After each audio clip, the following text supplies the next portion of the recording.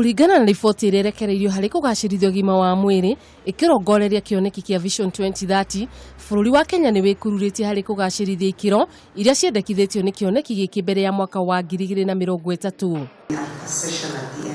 Nĩ kũrũmĩrĩra riboti ĩno, rĩu Ministry ya ũgima wa mwĩrĩ o hamwe na anyiti itemi honge-inĩ cia ũgima wa mwĩrĩ magathĩkĩte mĩtaratara ĩrĩa kũhũthĩka harĩ kwambatĩria ikĩro ici o ũndũ ũmwe na kũigacĩrithia.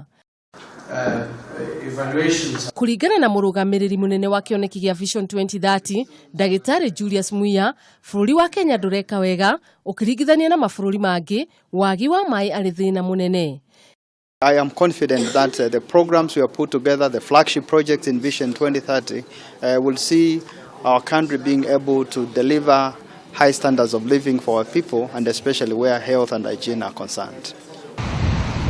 Kĩbao ambacho kuma Ministry ya ũgima wa mwĩrĩ nĩ augire atĩ thirikari nene nĩ ihotorete gũtigĩrĩra Akenya othe nĩ magĩa na maĩ matheru.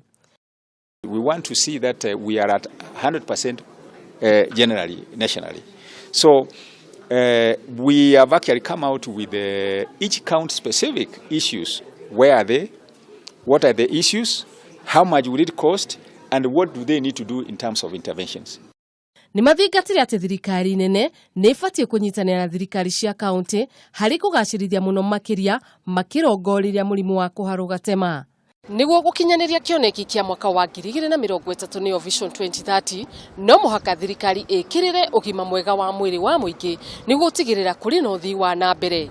Ngiribotera ceceni ya Kameme TV, niĩ ngetwo Wanjirũ wa Njuguna.